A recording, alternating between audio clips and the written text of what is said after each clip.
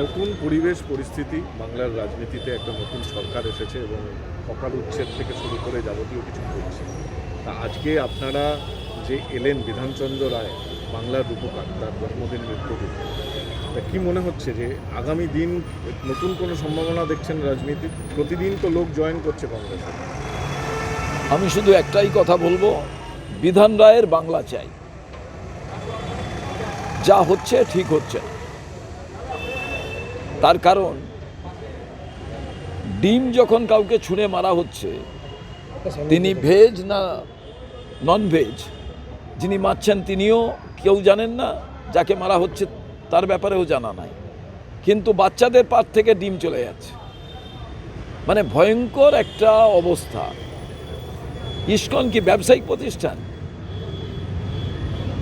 মানে হচ্ছেটা কি? আমার দেশে কি আইন নেই? গুন্ডা দমনের জন্য আইন।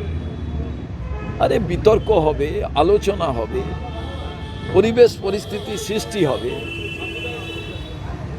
এত তো বাইরের থেকে উদ্বাস্তু বাংলায় এসছিল, বুলডোজার চলেছিল। এখন হলে তো হাজার হাজার লাশ পড়ে যেত। সামান্য হকার সারা বাংলা জুড়ে, আমি সামান্য কথাটা কেন বলছি, এটা বৃহৎ।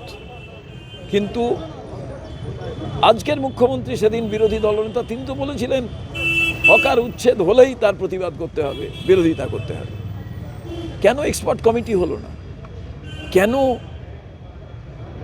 সে জায়গায় আলোচনার মাধ্যমে, পুনর্বাসনের মাধ্যমে তাহলেই হকার সেইভাবে বিষয়টাকে দেখা যেত।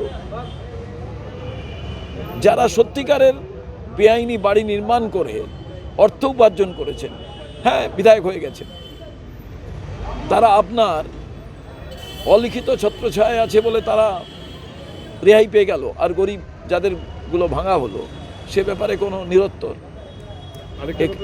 এবং সবথেকে বড় জিনিস, সরকার তো কনস্ট্রাকটিভ ওয়েতে তার যাত্রা শুরু করবে, তার যাত্রাটাই হলো ডিস্ট্রাকটিভ ওয়েতে শুরু করা। এবং এখনো পর্যন্ত আমি এই সরকারের 1, 2, 3 পদক্ষেপ, যেটা সেই পদক্ষেপ যেখানে মনে হয়েছে বাংলার উন্নয়নের স্বার্থে বিষয়টিকে ভাবা হচ্ছে। আজকে সরকারি চাকরি এত বাংলায় শূন্য পদ, তার পূরণের জন্য না অ্যাড করা হয়েছে না কিছু, 1 লক্ষ বাজেটে ঘোষণা করা হলো, সে ব্যাপারে সবাই অন্ধকারে কোথায়। অথচ 10 লক্ষ যুবক যুবতীদের তো তাদের নেওয়া যেত, আমরা সেটা দেখলাম না। উল্টে নাম বদলের হিড়িক হয়ে গেছে। উল্টে বাংলা দিবস নিয়ে দেখা গেল শ্যামাপ্রসাদ মুখোপাধ্যায়কে নিয়ে স্কুলে স্কুলে রচনা লেখার তাগিদ হয়েছে। কি লিখবে? 1942 সালে 9ই আগস্ট ভারত ছাড়ো আন্দোলনের বিরোধিতা করেছিলেন। যদি এটা কোনো পড়ুয়া লেখেন, তিনি কি অন্যায় লিখবেন? তাকে তার শিক্ষক শিক্ষয়িত্রীরা তার উপরে কি ব্যবস্থা গ্রহণ করবেন? আমি বুঝতাম যে সরকার জাস্ট 1 মাস অতিক্রম করে গেছে, বিধানচন্দ্র রায়ের নামে প্রত্যেকটা স্কুলে রচনা লেখা হচ্ছে। যিনি বাংলার শুধু মুখ্যমন্ত্রী ছিলেন তা নয়, বাংলার রূপকার এই কারণে যে আজকে চিকিৎসা ব্যবস্থা থেকে যা কিছু যদি দেখেন, সেই রকম ভিশন কোথায়? আজকে মাতামাতি করবেন কল্যাণী উপনগরী নিয়ে, মাতামাতি করবেন দুর্গাপুর নিয়ে, বিধানচন্দ্র রায়কে বাদ দেওয়া যাবে? শ্যামাপ্রসাদের স্ট্যাচু লাগিয়ে দিলেই কি ভালো কিছু হবে? তাই বিধানচন্দ্র রায়ের জন্মদিনে আমি শুধু একটাই কথা বলবো, এই মানুষটি একটি মিটিংয়ে গেছিলেন, সেই মিটিংয়ে তাড়াতাড়ি মিটিং শেষ হয়ে যায়। তিনি বললেন সরকারি কর্মচারী আপনারা দুর্গাপুরে, আপনারা যে যার অফিসে ফিরে যান। কারণ মিটিং যদি বেশিক্ষণ চলতো তাহলে সবাই বাড়ি চলে যেতেন। মিটিং যেহেতু 3টের দিকে শেষ হয়ে গেছে, 5টা পর্যন্ত অফিস, আপনারা বাড়িতে যান। কাজের প্রতি যে আগ্রহর বিষয়, আজকে সবটাই আমি শুনেছিলাম এইটা হবে না, ওইটা হবে না। সবথেকে দুর্ভাগ্যের বিষয়, যারা বিজেপি করেন সেই বিজেপি কর্মীরা অনেক আশা আকাঙ্ক্ষা নিয়ে তারা এই শ্যাডো বিরোধী দল দেখবেন বলে তারা কি ভেবেছিলেন? এইভাবে বিরোধী দলনেতা দেখবেন বলে কি তারা ভেবেছিলেন? তারা ভাবেননি, তারা তো নিরাশ হচ্ছেন। এটা তো বিজেপি দেখা উচিত। অন্নপূর্ণা ভান্ডার বিজেপি বলেছিল যে যারা লক্ষ্মীর ভান্ডার পান প্রত্যেকেই অন্নপূর্ণা ভান্ডার পাবেন, কিন্তু যে বাজেট রাখা হয়েছে তাতে দেখা যাচ্ছে 1 কোটির বেশি মহিলা এটা কোনোভাবে পাবেন না। 36,000 কোটি টাকা বাজেটে রাখা হয়েছে। আমরা সেদিনই প্রেস কনফারেন্স করে বলে দিয়েছিলাম সুকৌশলে 1 কোটি যারা আমাদের মা বোনেরা পাবেন, বাকিরা পাবেন না। 1,40,00,000 বাদই চলে যাবে।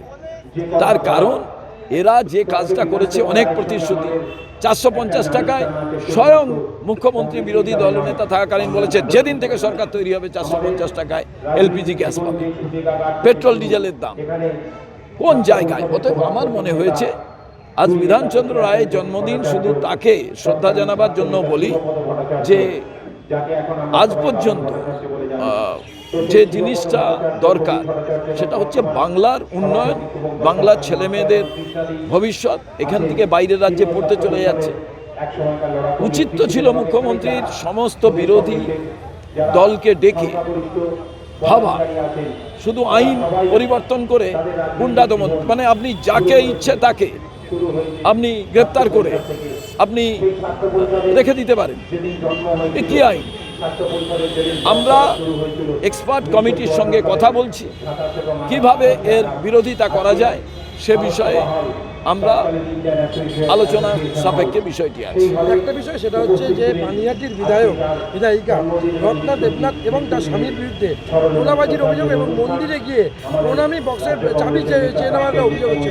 বারবার বলেছে দেখুন, আমরা যতটা শুনেছিলাম ভদ্রলোক ভদ্রমহিলা মা বাবা তাদের মানসিক বিধায়িকা হয়তো হয়েছেন, রাজনৈতিক দল ইউজ করেছেন ওদের। তার কারণ এইটাকে সামনে নিয়ে ক্ষমতায় আসার জন্য তারা এই রাস্তাটাকে গ্রহণ করেছেন যে অত্যাচারিতা, যার উপরে যাকে খুন করে ফেলা হলো তার মা বাবা আমাদের সঙ্গে, তার মানে আমরা ন্যায় করতে পারি। এবার দুর্ভাগ্যজনক বিষয় সেটা হলো যার মেয়ে অন্যায়ের বিরুদ্ধে প্রতিবাদ করতে গিয়ে মৃত্যুবরণ করেছেন, তার মা বাবা এত লড়াই করার পর তাদের নামে, এটা সত্যি কি মিথ্যে আমি জানি না, তাদের নামে এই রকম জিনিস শোনা এটা খুবই দুঃখজনক, খুবই লজ্জাজনক। আমার মনে হয় যে এ বিষয়টি পূর্ণাঙ্গ বিষয় জানলে, যখন পাবলিক ডোমেনে এসছে নিশ্চয়ই বিষয়, কিন্তু আমি একটা জিনিসই বলবো যে ওনাদের বিজেপি ইউজ করেছেন। ওনারা এখন মানসিক দিক থেকে আবার বিজেপি এইটাকে ওনাদের তো সত্যিকারের আরজিকরের দোষীকে খুঁজে বার করতে পারবে না। ওনাদের ভাবমূর্তি যাতে নষ্ট হয় সেই বিষয়টা পেছনে থেকে করছেন কিনা এটা বড় ব্যাপার।